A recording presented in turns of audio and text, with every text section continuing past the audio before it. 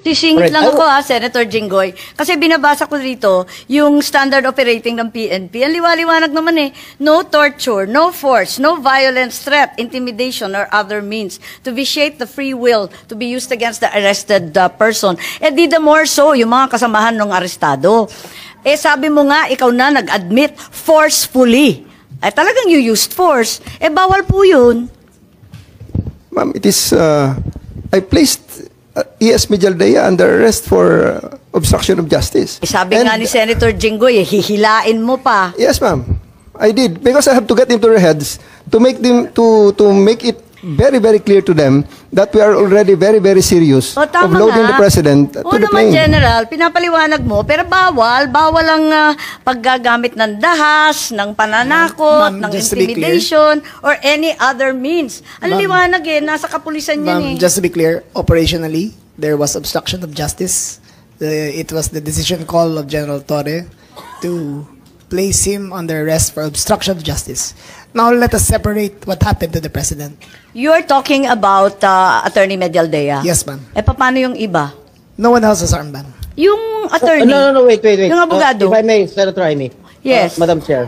Ayan. Sino yung kinaladkad nung isang pulis? Yung security na nakaitim? I think it was General Torre na hinila yung isang abogado. Dalawa yun yung abogado, hinila yung upuan, di ba? Tapos yung nakaitim na kinaladkad din. Si Attorney Delgra, sir, because he is next to be arrested. And because of that, the former President PRRD saw that I'm already that serious. And he said, he prevented the situation from further deteriorating and escalating. So he said, let's go. Isn't he entitled to a counsel of his choice, General? Yes, sir. For 12 hours, he was there. Oh. Can't he speak to his client? Bigla niyo na lang... They are there for 12 hours, sir, speaking to each other. Ano? They are there for 12 hours speaking to each other, sir. One more thing that I noticed in the video, no? Ang sabi ni PRRD, papasukin niyo yung anak ko. Abogada siya. At ang sinabi mo, hindi ko siya papapasukin. Why not, Gerald Torre? That is a decision. That is my call, sir. That is my decision. Considering that he had already been assisted by 3 lawyers all throughout that time, sir. And gabi na ho yun, sir. The request was made at around mga 9 o'clock na, sir. 11 hours after the first arrest. Tanggalin mo na yung titulo ni Inday Sara. Kalimutan mo na siya na Vice President siya. Pagpalagay natin hindi siya Vice President. She is an immediate member of the family. Nung kami po ay nakakulong, ang immediate members of the family, 24 hours pwede bumisita sa amin, nakakulong kami. Ito, hindi pa nakakulong. Anak ito. Bakit hindi nyo pinapasok? Maliban doon, is this not a violation of RA 7438 that requires that you guarantee access to an attorney? In addition to the immediate family, the President also said na yung anak niya, yung babae, abogado ko yun, papasukin nyo. Hindi nyo pinapasok. Abogado yun Actually, sir, first to answer the question of Senator Estrada, sir. I have told the President that they can visit him at his detention facility because at this time, the order of the day is to load him into a plane. So that's what we endeavored to do, and that's what happened, sir. Ano niya bibisitahin yung tatay niya? Sa Netherlands. Hindi naman dito tinray Hindi naman dito kinasuhan sa ibang bansa Oh, bakit hindi niya man lang binigyan ng kortesiya yung anak na isang abogada na magkukonsulta? Katulad nga na sinabi ko kanina, yung mga nakakulong nga, 24 hours pwede bumisita ang immediate members of the family. Bakit ito hindi pa nakakulong, hindi niyo pinapasok yung anak? Our mission at that time, sir, is to deliver him to the body who issued the warrant, sir. Nasa batas yan. Nasa batas yan, General. Immediate members of the family, lawyers, priests, etc., etc. I should know. Nanggaling ako dyan. Tapos ito, hindi naman nakakulong. Again, I am not defending President Duterte. I'm just explaining the rights of an accused. Because naging akusado rin ako. And I don't want that to happen to anybody else. Dapat naman nagbigay kayo ng konting kortesiya o respeto man lang sa mga dating presidente dahil naranasan namin yan. Nung kinulong po yung tatay ko, ganun din. Walang respeto ang mga pulis sa amin. Porket nawala na ba kami sa kapangyarihan, ganun na lang? Matanong ko naman sa'yo, General, wag naman po sana mangyari, God forbid. Sa pag sinapit ng ni President, sumapit ng ganitong sitwasyon si Presidente Marcos, gagawin mo rin ba yon sa kanya? I hope not. Ang liwanag po ng batas, kung ma-follow up ko lang si Senator Jinggoy, tama po siya. Hindi lang yung immediate family, medical doctor, pare or religious minister, any national non-government organization, ang CHR, international non-government accredited by the Office of the President. Lahat yan may access, pero pinagbawalan ninyo. On 2 counts, immediate family na, abogado pa niya. Bakit ganun? Ma'am, I think that's sub judice. I think we should be wary of many of the things we were mentioning Bakit here. po naging sub judice yun? Ito kasi, habeas corpus po ang petition. So everything about the arrest will be asked by the Supreme Court. Kanina pa natin kung pwede ho. pinag-uusapan yung arresto. Pero I think that we're just passing, parang lumalampas na po tayo sa boundary. Senator Jinggoy pa? Ang sinasabi ko lang, the manner on how the former president was arrested, because ayoko naman mangyari sa darating na panahon na magkakaroon naman tayo ng ganyan. Sana makapagbigay lang ng korting kortesiya man lang, nakausapin yung mga abogado, pero nakausapin yung mga members ng immediate family niya, sana naman binigyan niya ng pagkakataon. Kaso mo, nung nakiusap si dating Pangulong Duterte, napapasukin yung kanyang anak na abogada.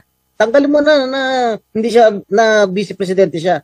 Abogada at anak niya, member na immediate family, sana naman lang binigyan niya ng pagkakataon. Makita niya yung tatay niya, bago niyo siya isinakay sa plano. Yun lang naman yung sa akin. Masakit. Ako, isang anak na meron din akong tatay na ginanon ninyo. Masakit para sa akin. Pakipaliwanag din. Maraming salamat, Senator Jinggoy. Marami tayong pinagdaanan, kapatid. Kaya't eto nga, talagang dinudibdib natin Madam Chair, ito. Yes, Secretary John Vic lang po. Kay VP, kay Senator at sa iyo, hugot ng mga anak ng presidente yan. Sumpa. Secretary John Vic, itatanong ko lang, why was there obstruction of justice? Paliwanag lang. Anong ginawa nila na obstruction of justice? I think General Torre would be the best one to explain that, ma'am. General? Sir. Sabi niyo nag-obstruction of justice, kaya aarestuhin na rin ninyo si Attorney Medialdea. Ano po yung ginawa ni Attorney Medialdea na obstruction of justice? We are about to load an arrested person into a plane to transport him to the tribunal who issued the warrant.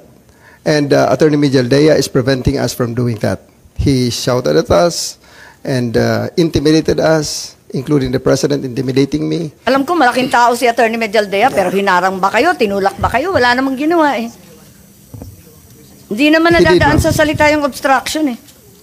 He did, ma'am. So I do believe that under that circumstances, I have to arrest him and I do believe that I used the reasonable force to ensure compliance, for him to step aside, for us to load the former president to the plane.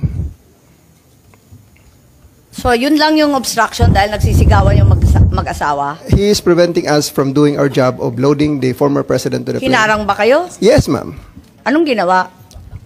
Hindi Nakikita namin naman sa makita video eh. eh. Ang Nakikita nakita naman sa ko video. lang, pinipilit ninyo iposas, hindi magkasya yung posas. Yes, that's one thing, ma'am. He's blocking my way. He is preventing us. He actually placed another chair at the side of the president for the former president to sit, which is already very much delaying everything because the plane is already ready to fly. Ba't kayo masyadong nagmamadali? We are going... Unang-una, ma'am, ang reglementary period, mamalasin naman kami pag hindi namin ginawa ang trabaho Bakit? namin. Anong reglementary period? Anong period yun? The Article Dahil 125 sinabi na nga ni Executive Director sa ating PCTC, na diffusion lang naman yun eh. Wala nga commitment pinag-uusapan dun eh. Wala nga red notice, pambira eh. There is a warrant. Takal-takal na ni Arnie Tevez eh. Wala pa rin, di ba? This Ba't is kayo a- nagmamadali? Ano yung reglementary period mo? May I refer you to the SOJ, ma'am, if the SOJ wants to answer that. Hindi ba pwede kayo na muna? Mauna lang kayo, tapos sa si SOJ. Pwede? Okay, ma'am. Okay.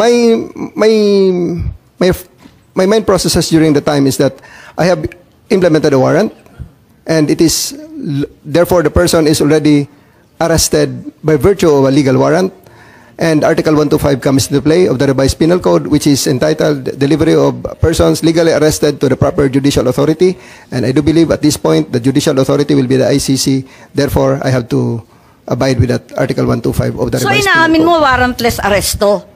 Kasi yung Article 125 ng RPC does not apply kung may warrant. So inaamin mo walang warrant. At the many stages, ma'am, all the many other, Hindi, among make other up your laws. mind, General Torre.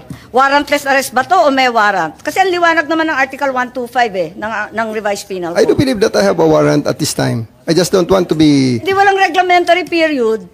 Mamili ka. Kapag warrantless arrest, edi may period. Kapag may warrant, walang period. Just the same, ma'am, I have to deliver Hindi him to the pareho judicial yun, proper kapatid. authority.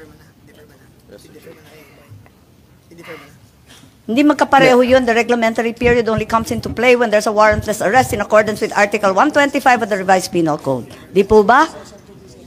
At saka may kinalaman yun sa delivery of the accused and arrested. Di po ba? And I'm being cautioned by the DOJ, ma'am, that it may be sub judice already to discuss that because of the habeas corpus pending in the Supreme Court, ma'am. Pati ba naman ng Revised Penal Code, naging executive session, pambihirang buhay ito.